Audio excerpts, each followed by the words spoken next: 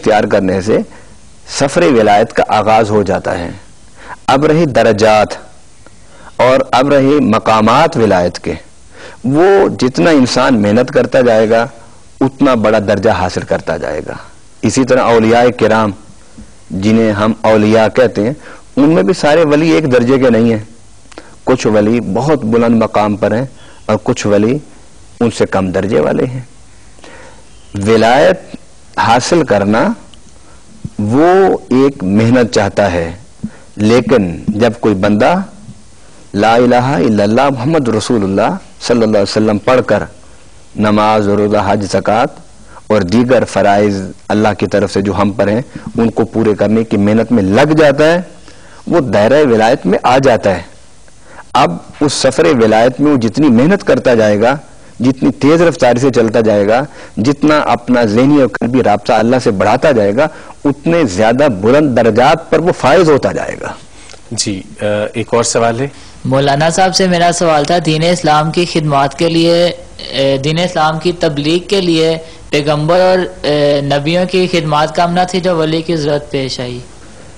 میں نے دوران گفتگو اس بات کی وضاحت کی کہ اللہ بھی ولی ہے، انبیاء بھی ولی ہیں، رسول بھی ولی ہیں، صحابہ کرام بھی ولی ہیں، تابعین بھی ولی ہیں، اور اہل بیت بھی ولی ہیں، اولیاء کرام بھی یعنی علماء بھی ولی ہیں.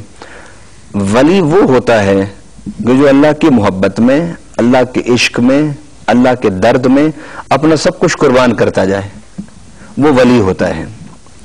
دین پھیلایا ہی ولیوں نے ہے، خواہ وہ ولی نبی کی شکل میں ہو، خواہ وہ ولی رسول کی شکل میں ہو، خواہ وہ ولی صحابی کی شکل میں ہو، خواہ وہ ولی محدثین کی شکل میں ہو، فقہاء کی شکل میں ہو، یا علماء کی شکل میں ہو. یہ مختلف شکلیں ہیں اولیاء کی. کوئی ولی کوئی خاص اسپیسیفک کوئی گروہ نہیں ہے.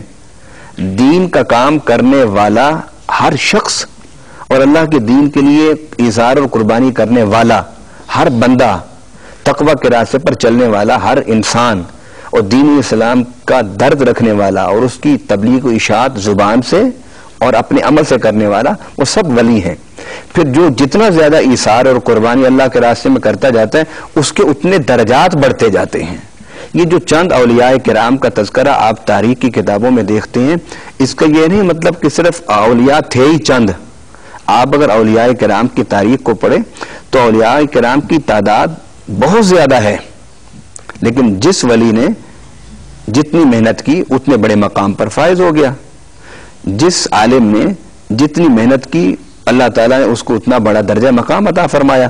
حضرت شیخ عبد القادر جیلانی محبوب سبحانی رحمۃ اللہ علیہ فرماتے ہیں کہ درست العلم حتی صرت کتبہ، کہ میں علم پڑھاتا رہا، علم کی اشاعت کرتا رہا، علم سکھاتا رہا، اور رب العالمین نے مجھے مقام ولایت اور درجات ولایت پر فائز کرتا گیا اور بالآخر میں کتب کے مقام پر پہنچ گیا. تو در حقیقت ولایت جو ہے وہ اللہ کا دین سیکھنا، اللہ کے دین پر عمل کرنا، اور پھر اللہ کے دین کی تبلیغ کرنا اور رب کا دین لوگوں تک پہنچانا، یہ اس کا نام ہے. جی ایک اور سوال اب لیتے. جی مولانا صاحب سے میرا یہ کوشچن ہے کہ کیا ولایت صرف مردوں کو ہی دی گئی یا عورتوں کو بھی ولایت دی گئی؟ ولایت کا تعلق ایمان اور تقوی سے ہے. تو اگر مومن مرد ہیں تو مومنات بھی ہیں، اگر متقی مرد ہیں تو متقی عورتیں بھی ہیں. جس طرح ایمان اور تقوی اس کا تعلق مرد اور عورت دونوں سے ہے، اسی طرح ولی اور ولایت اس کا تعلق بھی دونوں سے ہے. آپ تاریخ الاولیاء میں ایک بڑا نام ہے حضرت بی بی رابعہ بصری رحمۃ اللہ علیہ کا، وہ مرد نہیں تھی، وہ عورت تھی.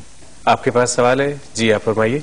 کہ ان علماء کرام کا آپ نے بتایا کہ ان کے مزار پر جائے کس طرح جائے، کیا صرف ان کے مزار پر حاضری دینا ہی کافی ہے یا ان کی تعلیمات پر عمل کرنا بھی لازمی ہے؟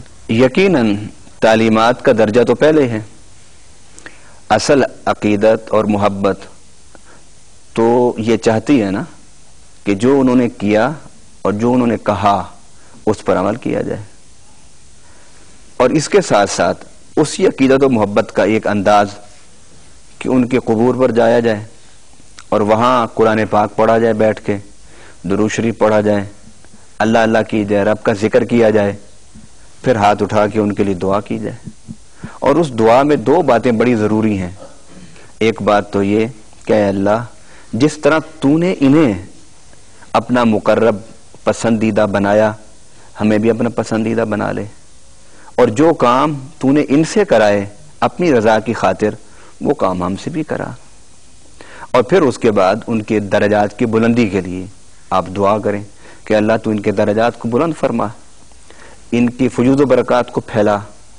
تو گویا آپ اگر ان کے مزار اور قبور پر جاتے ہیں تو وہاں جا کر بھی آپ یہ دعا کریں کہ جو کام تو نے ان سے کرا ہے وہ مجھ سے کرا.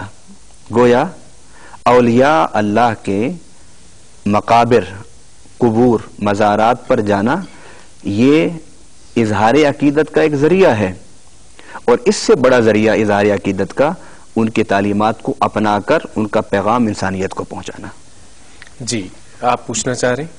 میرا آپ سے یہ سوال ہے, آپ نے بتایا جو انبیاء ہیں وہ بھی ولی ہیں, جو اہل بیت ہیں وہ بھی ولی ہیں, کیا قلندر بھی ولی ہیں یا کوئی فرق ہے؟ جی یقیناً قلندر ولی ہے, کیونکہ ولیوں میں سے کچھ اللہ کے ولیوں کو قلندر کہا جاتا ہے, ولیوں میں سے اللہ کے ولیوں کو اقطاب, اوتاد, ابدال کہا جاتا ہے.